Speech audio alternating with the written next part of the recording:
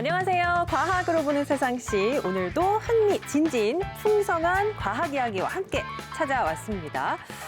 김 과장님 맞죠? 뭐 당연하죠. 제가 누굽니까? 과학을 가장 좋아하는 남자, 과학과 찐한 사랑에 빠지고 싶은 남자. 저 과장남만 믿고 따르시면 되겠고요. 잠시만요. 뭐 하세요? 아니 제가 사실 이제 스태프분들 고생하시니까 이따 좀 드시라고 커피를 주문을 해놨는데 좀 취소를 해놨는데 이게 취소가 안 됐네 이게. 과학을 대신 전해드리는 남자 박대리. 저도 연구실에서 방생 작업하거나 실험할 때면 배달 음식 필수적으로 시켜 먹죠. 그럼 우리 박 대리 그 배달 주문할 때는 전화 아니라 주로 앱을 사용하죠? 당연하죠. 특히 어플 이용하면 메뉴 선택부터 배달 시간 그리고 주변에 배달 가능한 업체까지 다 알려주다 보니까 너무 편리하죠. 근데 혹시 뭐 오늘 저희가 나눌 그 과학 이야기가 이 애플리케이션과 어떻게 좀 관련돼 있는 건가요? 아유, 김 과장님 참 성격 급하시네요. 제 얘기 조금만 더 들어보세요. 이 빠른 배달이 모두에게 편리하고 유용할 것 같지만 누군가에게는 위협이 될 수 있다는 거 생각해 봤어요? 에? 아니 대체 그 편리한 게 왜 위협이 된다는 거죠?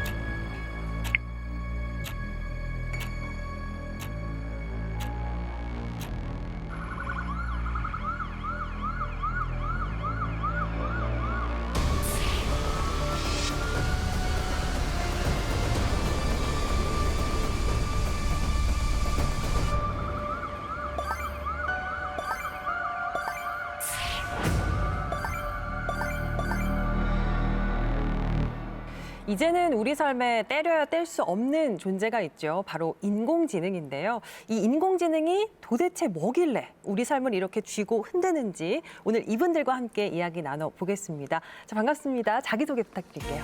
안녕하세요. AI 기술 혁신과 사업화를 연구하고 있는 정두희 교수입니다. 반갑습니다. 저는 인공지능 기술과 인공지능 윤리의 조화로운 발전을 위해 노력하고 있는 글로벌 인공지능 기관인 국제인공지능앤윤리협회에서 이사장을 맡고 있는 전창배라고 합니다. 반갑습니다. 어서 오세요. 이사장님 것이. 예. 최근 몇 년 사이에 이 배달 라이더들이 다치거나 죽는 사고가 종종 일어나고 있습니다. 네. 이 사고를 두고요. 라이더 교육이나 문화 개선만 할 게 아니라 정말 제대로 된 해결책, 진짜 솔루션이 나와야 한다는 얘기가 좀 나오고 있거든요. 그런데 여기에 인공지능이 깊은 연관이 있다면서요? 네, 맞습니다. 우리가 배달앱에 음식을 시키게 되면요. 아마 출발부터 도착까지 이제 실시간으로 위치 추적이 된다는 의미예요. 그런데 대부분의 배달 라이더들이 무리하게 주행을 할 수밖에 없는 이유가 있습니다. 예. 네, 그게 이제 교통사고와 관계없이 AI 라이더들이 AI 알고리즘이 지정하는 이 배달 시간 안에 도착하도록 표시가 되거든요. 그런데 인공지능은 이제 지도 위에 직선거리를 표시를 하다 보니까 사실 직선거리에는 이제 건물들이 많이 있지 않습니까? 네네. 그래서 그런 건물들을 돌아서 빨리 가야 되는 상황에서 좀 사고가 일어날 수 있는 그런 가능성이 높아지는 것이죠. 그런데도 인공지능은 이제 이 배달 라이더들에게 빠른 속도를 이제 요구하면서 그 속도를 데이터로 학습을 또 해요. 그래서 다음 배달 라이더들에게 더 빠른 속도를 요구하게 된 이런 이제 알고리즘이 작동을 하게 됩니다. 배달 앱이 요구하는 이 시간에 미치지 못하게 되면은 이제 배차에서 후순위로 밀리거나 아니면 이제 배달 앱에서 퇴출을 당하는 이러한 상황이 벌어지니까 강박적으로 더 빠르게 몰 수밖에 없는 이런 상황이 생기는 거죠. 압박을 느끼겠네요. 맞습니다. 예. 일단 뭐 두 분은 잘 모르시겠지만 이제 저 같은 경우는 과학이랑 좀 이제 헤어져 있다가 다시 재결합한 지 얼마 안 됐거든요. 근데 요즘 그러면서 제가 지금 세계 뉴스에 좀 관심을 갖고 있는데 제가 얼마 전에 참 이거 황당하면서도 무서운 기사를 하나 봤어요. 혹시 그 해커들이 러시아의 교통대란을 일으켰다는 얘기 아마 세 분은 아실 것 같고 박 대리는 들어봤나요? 아니 해커라면은 해킹이라면은 그 프로그램을 마비시키거나 망가뜨려서 근데 그게 교통대란이랑 무슨 상관이죠? 이게 미래가지고 이 과장이 이거 승진하겠습니까 이거? 예, 분발하세요. 분발하겠습니다. 자, 내용인즉슨 뭐냐면 온라인에서만 활동하는 줄 알았던 해커들이요. 이제는 우리의 오프라인 실생활까지 침입을 해서 영향을 주고 있다는 겁니다. 맞습니다. 러시아의 모스크바의 필리라는 지역에서 있었던 일입니다. 수백 대의 택시가 이 필리 지역에 한꺼번에 몰려드는 일이 발생했거든요. 오. 갑자기 택시가 늘어나니까 도로가 마비된 겁니다. 근데 정체불명의 이 해커가 택시의 시스템을 해킹해서 한 지역에 몰려들도록 명령을 한 겁니다. 물론 1시간 만에 뭐 해결은 했습니다. 하지만 이론적으로 이렇게 해킹을 얼마든지 당할 수 있는 상황이 되다 보니까 이 시스템을 운영하는 회사 입장에서는 좀 조심해야 되는 상황이 되는 것이죠. 예. 사실 저는 몇 년 전부터 이 AI 인공지능에 대해서 조금 더 관심을 갖게 된 게 들어보셨죠? AI 아나운서가 등장을 했잖아요. 이게 조금 걱정이 되더라고요. 사람의 업무를 보좌하는 것뿐만 아니라 먼 미래에는 일자리를 대체할 것 같아요. 김 과장님, 저희 이러다가 일자리 잃는 거 아니에요? 일단은 본인 걱정만 하시면 될 것 같고 저는 괜찮을 것 같습니다. 네, 미국 싱크탱크인 브루킹스 연구소에서요. 20년 내 인공지능이 미국 일자리의 4분의 1을 대체할 것이라고 전망하는 보고서를 내놨어요. 그리고 우리나라에서도요.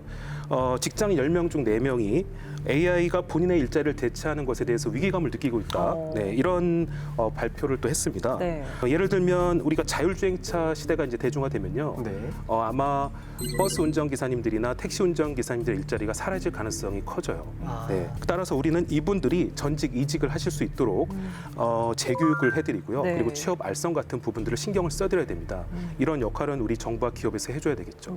AI가 일자리에 많은 변화를 주는 것은 틀림없지만 우리가 그렇게 걱정할 필요는 없는 좀 보완적인 이야기를 좀 드릴까 합니다.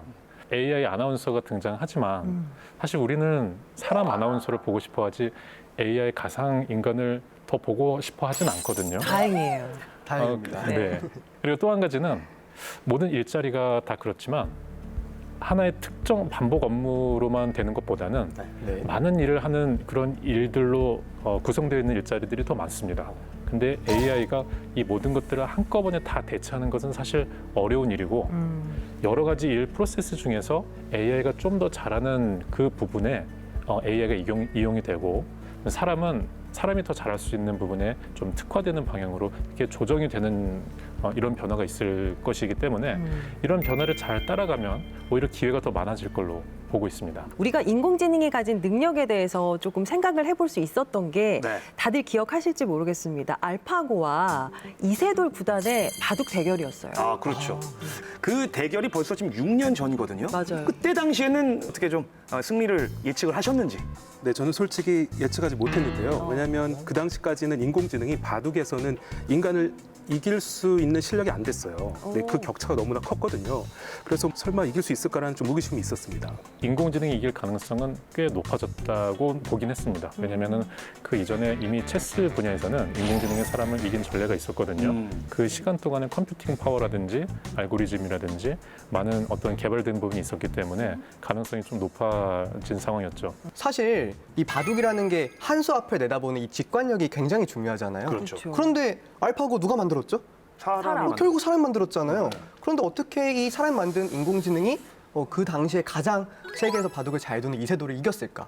이게 굉장히 의아했거든요. 맞아요. 사람도 공부를 많이 하고 또 많은 경험을 쌓게 되면 점점 똑똑해지잖아요.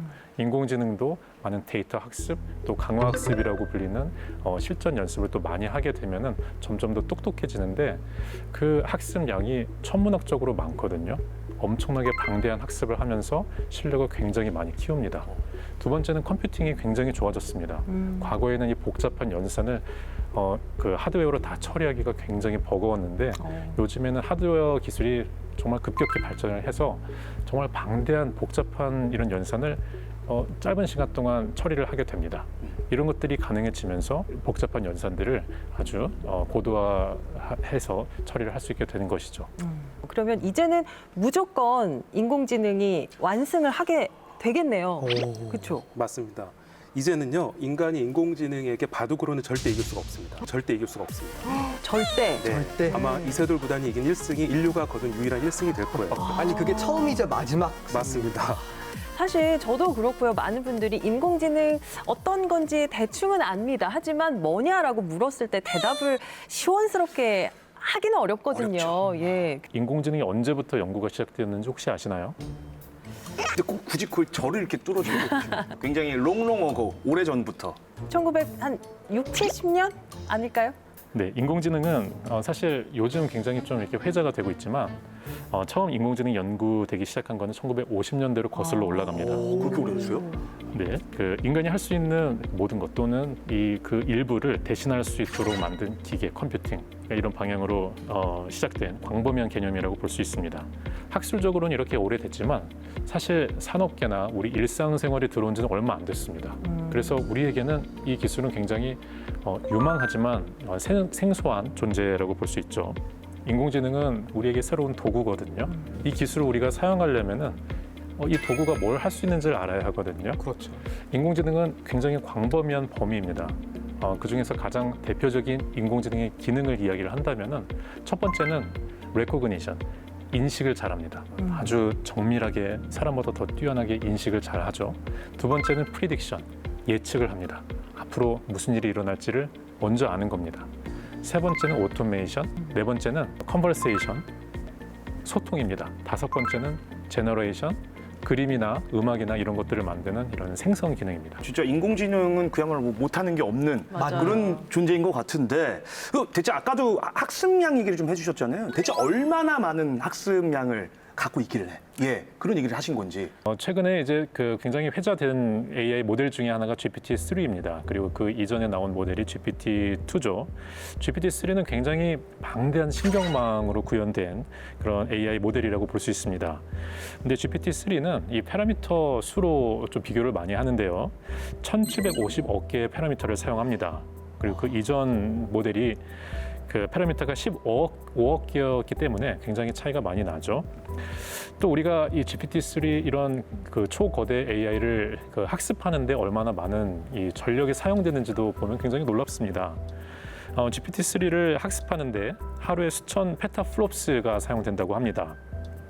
여기서 페타플롭스라고 하는 것은요, 하루 동안 1000조 번의 신경망 연산을 수행할 때 필요한 전력량을 나타내는 단위인데 이게 이제 수천 페타플롭스라고 하는 것은 굉장히 많은 전력량을 소모하는 것이고 그거는 굉장히 방대한 학습을 하는 것이라고 볼 수 있겠습니다. 이러니까 우리가 이길 수가 없네요. 예, 절대 이길 수가 없죠. 그것도 맞는 얘기인데 제가 사실 공부를 못한 건 절대 아닙니다만은 그 교수님이 지금 말씀해주신 부분은요.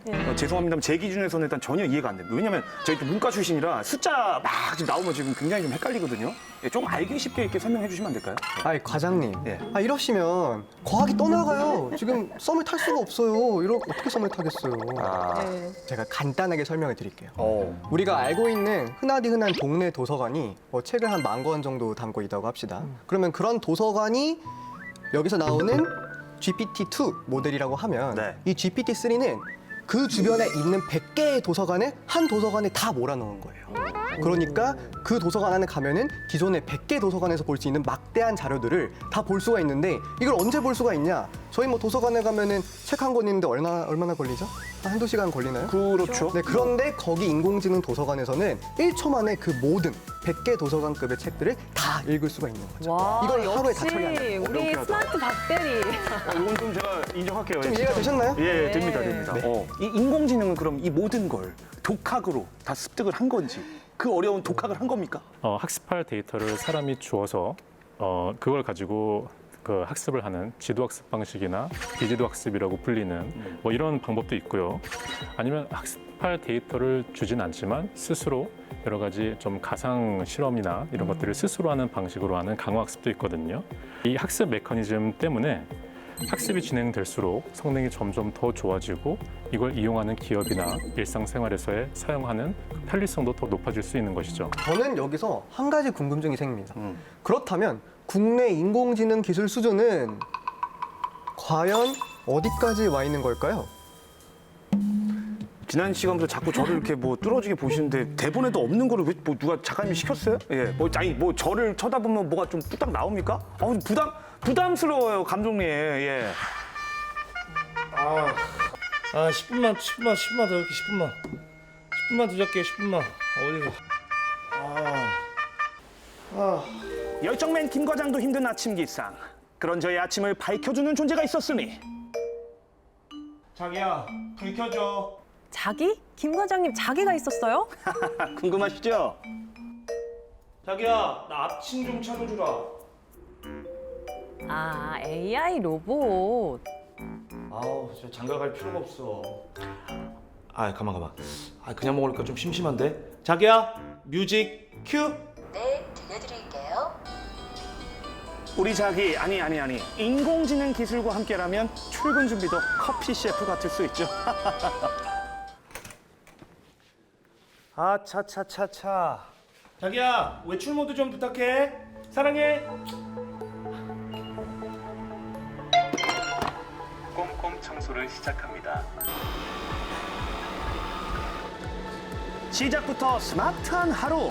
저 김 과장에게 어울리는 곳이 있다고 해서 출동했습니다.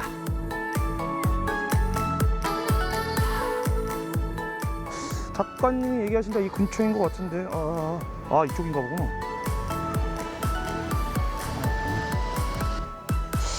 이 층에 오면 된다고 했는데 이거 맞는 것 같은데? 깜짝이야. 뭐야? 제 앞을 가로막은 이건 뭘까요? 오! 아 인천공항에서 봤어. 이거 막 안내해주고 그런 로봇 아닌가?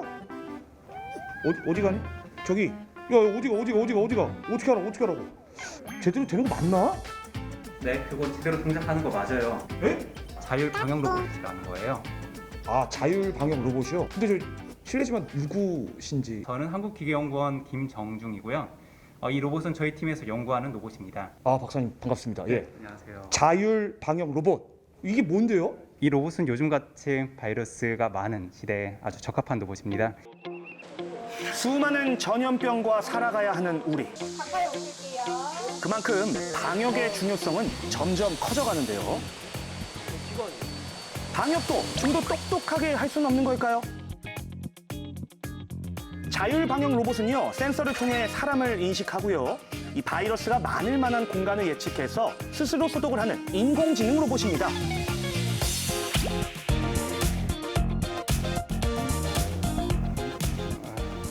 똑똑하네요. 근데 유독 박사님 쪽은 안 가고 제 쪽에 자꾸 붙어서 오는 거. 인공지능 좀 더 자세히 알아봐야겠죠? 이게 사람을 인식하는 AI 화면입니다. 그러면 이 센서가 사람을 인지하는 그 기준 같은 게 있을 것 같은데 그거 뭡니까? 네, 기본적으로 사람의 관절을 기준으로 인식을 하고 있습니다. 사람의 목, 그다음에 어깨 같은 그런 관절 정보들을 인식하고요. 이 중에서 발하고 이제 지면의 정보를 바탕으로 위치 정보를 추출을 해냅니다. 로봇 하단에 위치한 이 작은 센서가 사람을 인식하고 나면요, 자율주행으로 목적지까지 이동합니다. 인지하는 그 속도나 이런 것도 좀 궁금하긴 한데. 대략 20Hz 정도로 생각하고 있습니다. 메가헤르츠, 뭐 라디오 주파수 이런 거 들어봤는데 20헤르츠? 그 20Hz라는 게 이제 초당 20번 정도 인식을 한다는 거라서 아마 빠른 동작에서도 인식이 가능합니다. 저도 사실 좀 빨라요. 네. 어떻게 그럼 저도 인지를 할까요, 얘가? 네, 충분히 인지할 겁니다. 가서 네, 이렇게 네, 저를 네. 인식하는지 이렇게 해봐도 되나요? 아, 네. 지금 저를 인식한다는 거죠? 인식합니까 이거? 일단 또 엄청 빠르게 움직이고 있는데 지금 하면 생각이 난 건데 여기 지금 보면 뭐 물건들 많잖아요. 이 사이에 제가 숨어 있으면 숨차. 저랑 물건을 얘가 지금 구분할 수가 있는 건가요? 네, 관절만 보이면 인식 가능합니다. 자신 있으십니까? 네, 자신 있습니다. 그럼 도전해봐도 되겠습니까? 네, 도전해 주세요. 도전. 자 그러면은 빨리 숨자. 감독님 빨리 잘 찾아봐요. 감독님도 빨리 찾아봐요. 어디 숨어야 되지? 숨바꼭질 진짜 잘한단 말이야. 얘는 뭐야? 아까 그 들어보니까 발이 땅에 닿으면 안 된다고 하셨었는데 그러면 여기 좀. 김 과장님 정말 열심히 숨으시네요.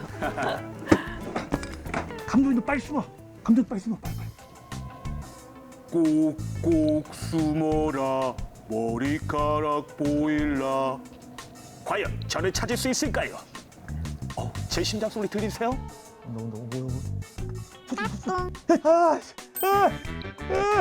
너무 깜짝이야. 어떻게 찾았어? 아까 분명히 발이 땅에 안 닿으면 목 찾을 것처럼 얘기를 하셨는데 어떻게 네. 이거 찾은 거죠? 관절만 인식하는 게 아니라 사람이 어디로 움직였는가에 대한 것도 기억을 하고 있어서 아마 숨으셨을 때까지 기억을 바탕으로 찾았을 것 같습니다. 자율 방역 로봇에는 사람의 이동 경로를 기억하는 기술도 탑재되어 있습니다. 이 기술이 우리 주변의 CCTV와 만나게 되면 인파의 동선을 기억해서 이 숨어있는 바이러스까지 완전 박멸할 수 있는 거죠. 근데 제가 아까 이제 숨을 곳 찾다 보니까 네. 그 좀 이렇게 로봇처럼 생긴 또 다른 애가 또 있던데 그건 혹시 뭐예요? 보셨군요. 이 로봇인데요. 예. 네, 샘이라는 이름을 갖고 있습니다. 앞에 보셨던 거는 이제 뭐 이동이나 뭐 배달 정도밖에 못 하는데 얘는 이제 좀 더 사람과 같이 복잡한 작업을 할 수 있고 그 지능도 탑재하고 있어서 사람을 대신해서 뭔가 위험한 일을 한다거나 하는데 적용될 수 있습니다. 우선 어떤 물체를 어디에 놓을지 판단하고요. 물체의 위치를 인식한 다음 작업 수행을 위한 동작까지 총 3단계의 과정을 거쳐서 꼼꼼하게 움직입니다. 쌤이라는 친구가 제가 어떤 글자를 줘도 인식을 한다고 하거든요. 한번 해볼게요. 참고로 이거는 저랑 여러분만 아는 비밀. 여기에 있는 블록 중 정확한 알파벳만을 골라낼 수 있을까요? 자, 이 말씀드리는 순간 찰나의 고민도 없이 거침없이 움직이는 쌤. 박사님들도 긴장을 하시네요.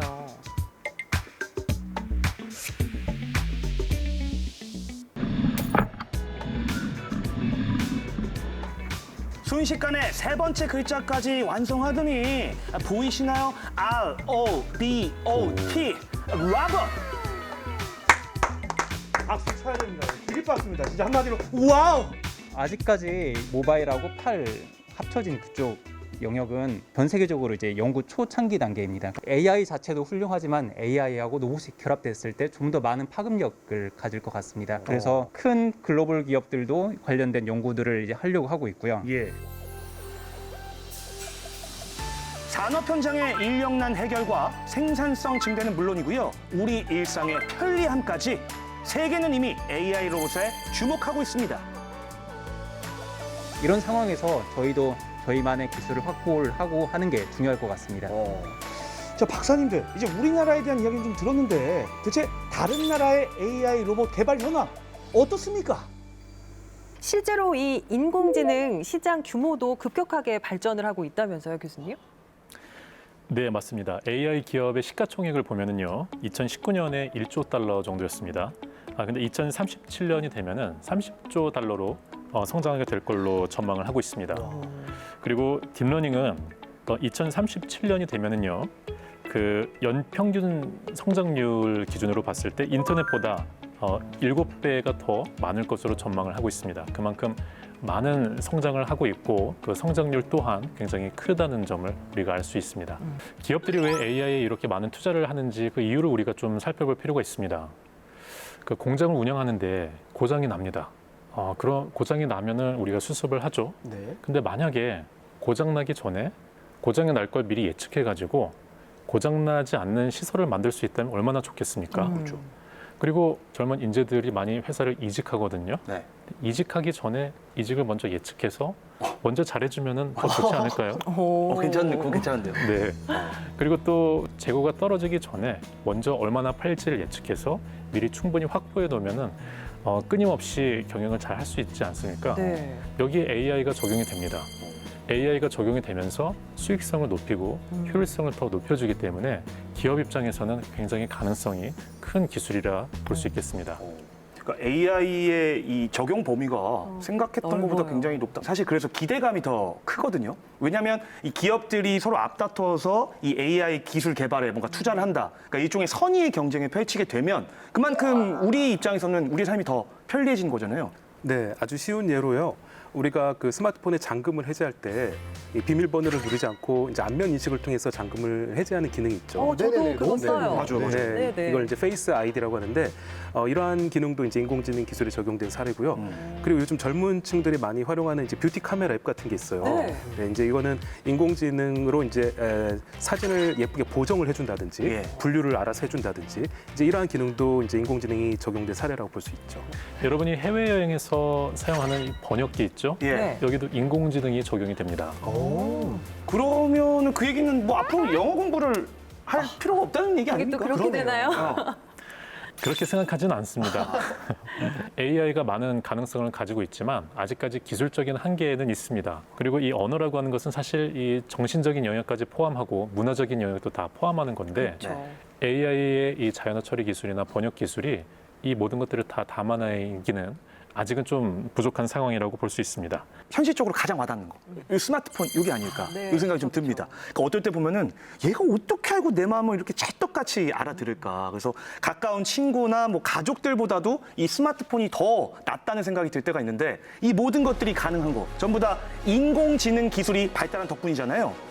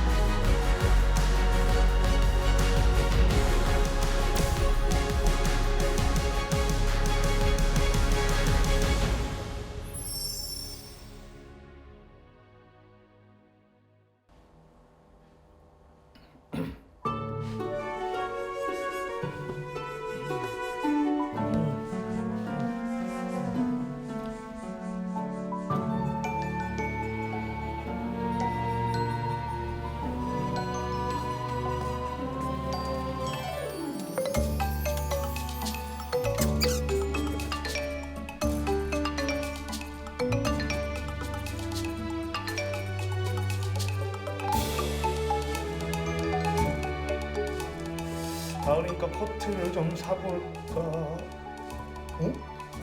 이거 뭐야? 이게 바로 이렇게 뜬다고? 야, 너 이제 내 마음도 읽는 거니? 와, 대박인데 이거.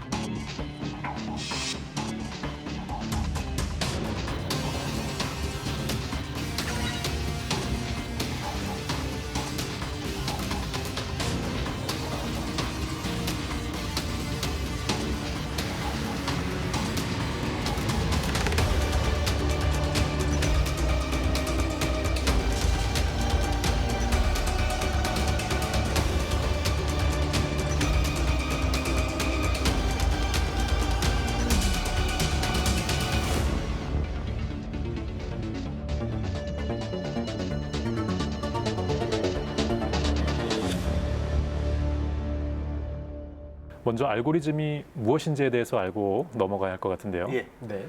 김 과장님 혹시 알고리즘이 뭔지 아시나요? 역시나 질문은 김 과장에게. 저 모르실 것 같이 질문하신 거죠? 깜짝 놀랄 준비하세요. 일단 이 알고리즘은 네. 미국식 발음으로는 이제 알고리즘, 영국식은 이제 알고리즘 이렇게 돼 있고 어떤 이제 문제가 있다고 가정을 했을 때 이 문제를 해결하기 위한 이게 중간에 일련했던 그런 과정들, 이게 뭐 이제 데이터 처리 방법이라든지 그런 것들을 이제 총칭해서 이제 말하는 거죠. 예, 맞나요? 잘 말씀해 주셨습니다. 네, 알고리즘은 AI가 일을 하는 방법 또는 그 메커니즘이라고 이야기를 할 수 있는데 네. 핵심적인 개념이 있습니다. 바로 이 패턴 인식입니다. 패턴 인식이라고 하는 것은 데이터 속에 사람의 눈이나 사람의 인지로는 파악하지 못하는 그 일종의 패턴이 있습니다. 근데 그거를 이제 정교하게 파악하는 것이죠. 사실 이거마저도 사람을 닮은, 사람을 모방한 방식이라고 볼 수 있습니다. 왜냐면은 우리도 살아가면서 수많은 사람들과 여러 경험을 하다 보면은 비슷비슷한 그런 일들이 일어나면은 나름대로 추측을 하거나 뭐 유추를 하거나 뭐 이렇게 하잖아요. 그렇죠. 컴퓨팅도 AI 시스템도 그런 방식으로 하는데 그걸 천문학적으로 정교하게 하는 것이라고 볼 수가 있죠. 그러니까 뭐 예를 들어서 그 트로트 검색하면은 트로트와 관련된 영상들이나 뭐 노래들이 좀 추천이 되고. 우리가 이제 추천 알고리즘은 AI의 대표적인 그런 알고리즘이라고 볼 수 있는데 네. 사람들마다 좋아하는 것을 검색해서 찾아보면은 이 시스템은 이 사람은 이런 것들을 많이 검색하니까 이런 것들을 추가적으로 더 검색할 가능성이 높다. 이렇게 나름대로 예측을 하고 합니다. 그래서 그 다음번에 이 사람이 좋아할 만한 것을 예측해서 추천해 주는 것이죠.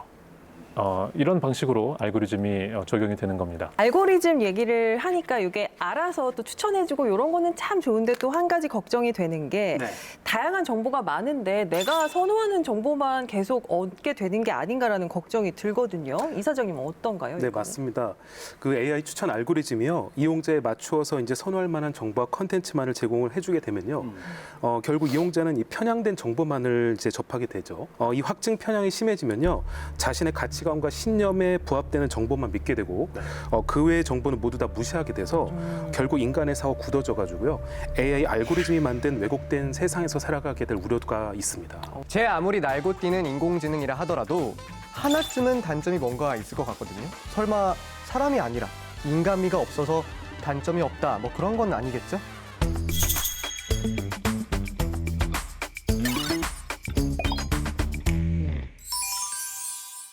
우리가 인공지능을 만능머신이라고 이야기를 많이 하지만 그 나름대로의 취약점이 있습니다. 한 5가지 정도로 말씀드려 보겠는데요. 첫 번째는 데이터 의존도가 굉장히 크다는 겁니다. AI가 데이터 학습을 통해서 어떤 기능을 구현하는 것이기 때문에 데이터는 필요합니다. 근데 데이터가 얼마나 있느냐에 따라서 그 성능의 차이가 생기거든요. 제가 IBM 왓슨과 프로젝트를 같이 한 경험이 있습니다. 그 AI를 통해서 이 암을 판독하는 이런 시스템이 있는데요. 자궁암이나 또 자궁경부암이나 위암, 간암 이런 것들은 사람들이 많이 좀 환자들이 많다 보니까 데이터가 풍부해서 정확도가 거의 99%, 98% 이렇게 높습니다. 하지만 희귀암은요, 희귀암에 걸린 사람이 별로 없다 보니까 데이터가 적어서 학습이 충분치 않아서 정확도가 굉장히 낮은 이런 상황이 있습니다. 데이터에 대한 의존도가 굉장히 높다는 점은 AI가 갖고 있는 취약점 중에 하나고요. 두 번째는 편향성입니다. 학습하는 데이터가 편향되어 있으면 결과도 편향되어 나타나게 됩니다. 가장 대표적인 것은 남녀 이 성비의 불균형이 있을 때 이 불균형한 데이터로 학습을 하게 되면은 특정 성에 좀 더 유리한 결과를 만들어낸다든지 이런 편향적인 결과를 만들어내기 때문에 이건 우리 사회에 좀 이슈가 될 수도 있는 것이죠. 세 번째는 이 노동이 많이 들어간다는 겁니다. 인공지능이 사람이 하는 일을 좀 대신해줘서 사람에게 좀 편리함을 줄 수 있는, 그러니까 이런 취지로 개발이 되는데 의외로 AI를 기능을 구현하는 많은 프로젝트에서 사람의 손이 많이 들어가게 됩니다. 일단 데이터 모으는 것 자체가 굉장히 노동 집약적인 일이고요. 또 모여있는 데이터를 AI가 학습할 수 있는 그런 포맷으로 만드는 데에도 상당히 많은 수작업이 들어가게 됩니다. 그리고 이 모델링이나 이런 것들이 굉장히 노동이 많이 필요하다 보니까 처음에 취지와 다르게 많은 인력이 필요하고 또 많은 시간이 필요로 하게 됩니다. 그 다음은 AI가 굉장히 높은 정확도를 우리에게 주지만 어떻게 그런 정확한 결과가 나왔는지에 대한 그 과정이 모호하다는 것입니다. 우리가 블랙박스라는 이야기를 많이 합니다. 그 어떻게 이런 결과가 나왔는지를 알고 싶지만 그걸 알 수 없기 때문에 블랙박스라는 이야기를 하는데요. 그래서 어떤 그 과정을 설명해야 되는, 예를 들어서 어떤 그 대규모의 투자를 한다든지 어떤 큰 프로젝트를 결정하는 이런 상황에서는 왜 이런 결정을 했는지에 대한 그 어떤 명분과 이유가 설명이 돼야 되는데 AI는 결과만 주다 보니까 그 과정에 대해서 알 수 없는 이런 모호함이 있습니다. 이런 것들이 AI가 가지고 있는 그런 한계점이라고 볼 수 있습니다. 물론 최근에는 이 한계점이 중요하게 극복해야 될 대상이 되다 보니까 AI 업계 또 학계에서는 이런 것들을 극복하려는 시도들이 일어나고 있습니다. 예를 들어서 적은 데이터로 좀 더 정확한 결과를 낼 수 있는 그런 여러 가지 방법이나 기법들이 만들어지고 있고요. 그리고 편향성도 데이터의 편향성을 감지해서 데이터의 균형을 맞춰주는 이런 기법들도 많이 소개가 되고 있습니다. 그리고 또 어떤 결과에 대한 과정을 알 수 없었지만 어떻게 이 결과가 나왔는지를 설명해주는 용도의 이런 기술도 나와 있습니다. 이런 것들을 통해서 AI를 사용하는 그런 여건이 좀 더 좋아지고 있다고 볼 수가 있습니다. 다섯 번째는 간접 학습에 어려움이 있습니다. 우리가 금융 분야에 잘 학습된 예측 모델을 농업 분야에 적용하려고 하면 이게 잘 되지 않습니다. 왜냐하면 사용하는 데이터가 다르다 보니까 다른 분야의 AI를 적용하려면 새로 학습을 해야 합니다. 이런 간접 학습이 잘 될 수 있으면은 좀 더 AI 기술을 다방면으로 활용할 수 있을 텐데 그러지 못한 점은 좀 아쉬움에 있기도 합니다. 어쨌거나 우리가 인공지능을 잘 활용하기 위해서는 그 독자적인 기능도 잘 알아야 하고요. 또 인공지능이 가지고 있는 강점과 약점을 잘 알아서 우리가 유연하게 활용할 수 있어야 하겠습니다. 이 박사님의 강연을 듣고 나니까 아직까지는 인공지능에 대한 어떤 공정성을 우리가 전적으로 믿을 수는 없겠다라는 생각이 드는데요. 2018년도에 글로벌 온라인 기업 A사에서 일어난 인공지능 채용 프로그램 사례가 있어요.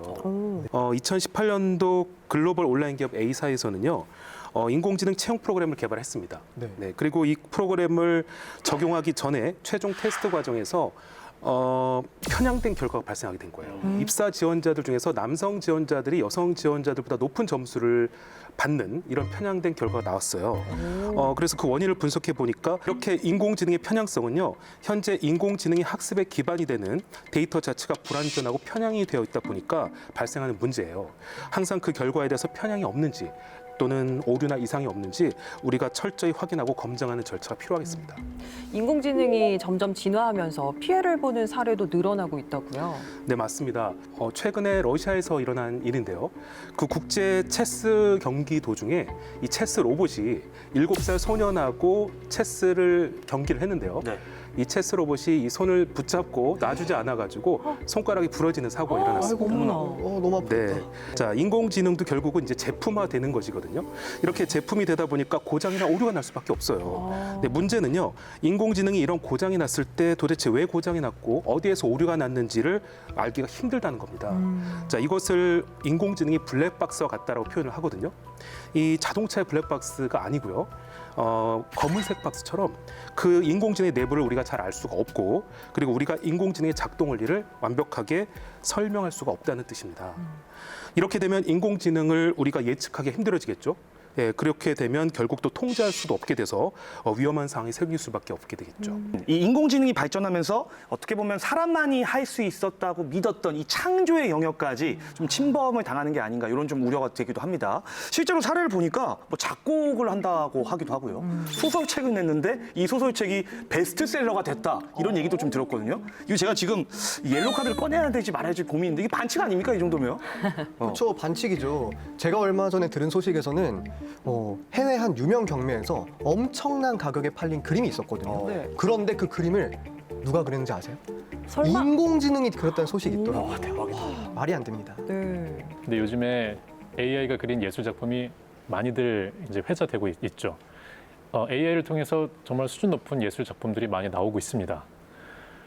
근데 그렇다고 해서 예술의 영역을 AI가 침범할 수 있느냐? 저는 그렇게 보지는 않습니다. 왜냐하면은 인공지능이 만들어내는 그 예술이 약간 사람이 하는 거랑 차이는 있거든요.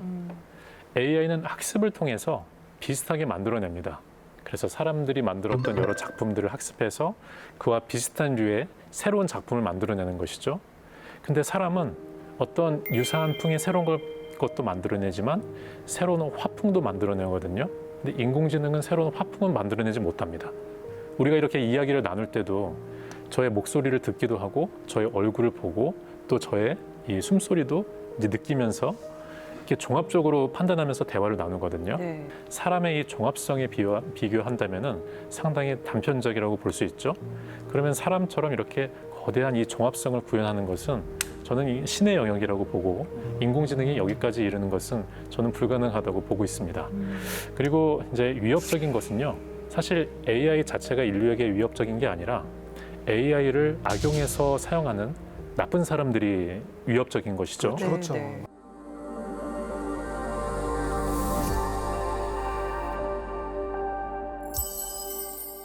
과학으로 보는 세상시 앞으로 시청자 여러분들 영상 메시지가 도착을 했습니다. 인공지능에 관해서 다양한 궁금증을 한번 들어봤는데요. 볼까요?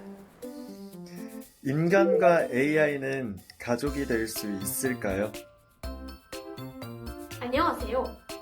인공지능에 관심이 많은 학생입니다. 앞으로 인공지능 관련한 직업이 유망할 것 같은데 뭘 공부하면 되나요? 자, 첫 번째, 인간과 인공지능은 가족이 될 수 있을까요? 라는 질문을 주셨는데요. 가능할까요, 이사장님? 저는 미래에서는 충분히 가능하다고 생각합니다.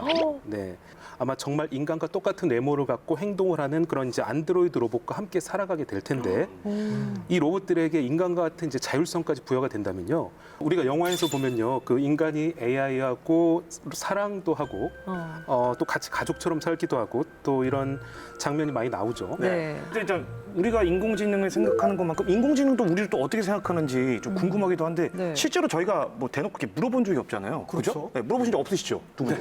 말 나온 김에 한번 물어보죠 뭐. 여기 있잖아요. 인공. 있죠, 있죠. 하이 빅스비. 우리는 무슨 사이야? 적절한 답이 떠오르지 않네요. 원치 않는 것 같은데요. 어떤 사이를? 안 그랬는데. 얘한테 한번 물어볼게요. 얘는 좀 다를 수 있거든요. 시리야? 시리야? 네. 우리는 가족이니?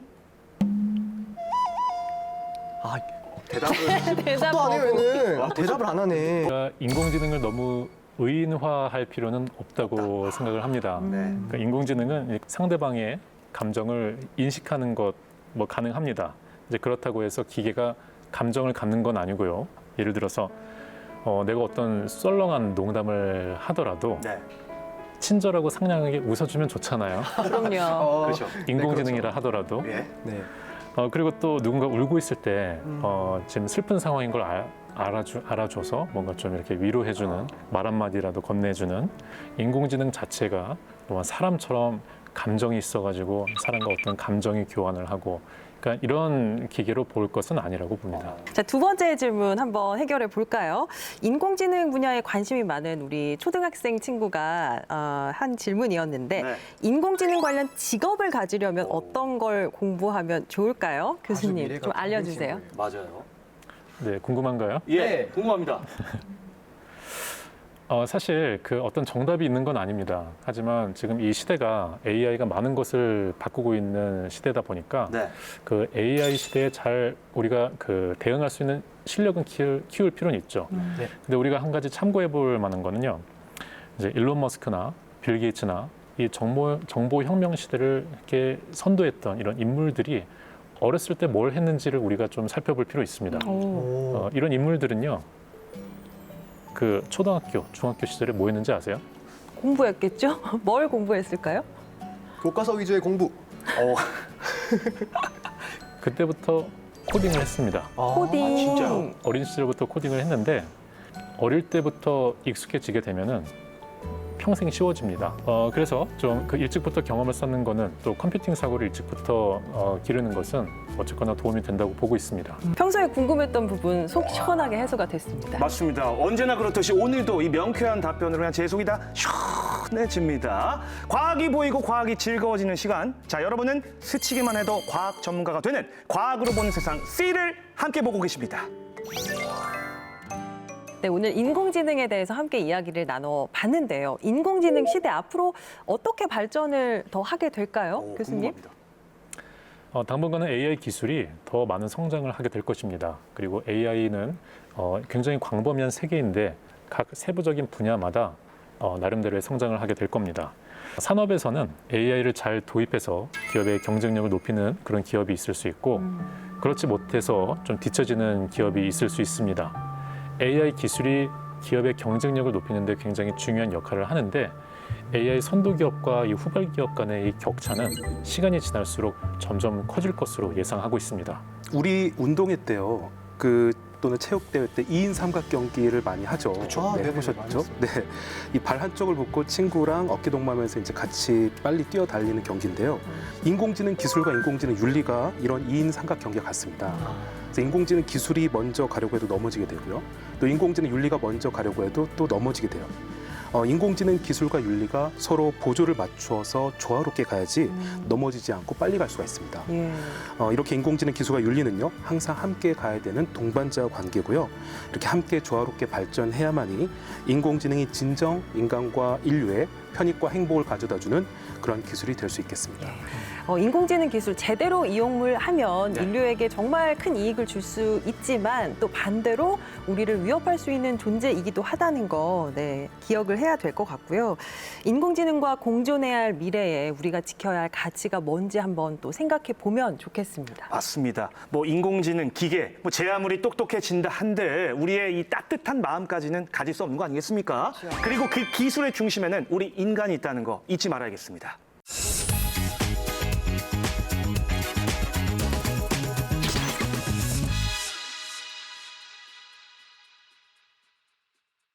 눈 한 번 감았다 뜨면 몰라보게 급변하는 세상. 과학계 별들의 치열한 두뇌 싸움은 계속되고 있는데요.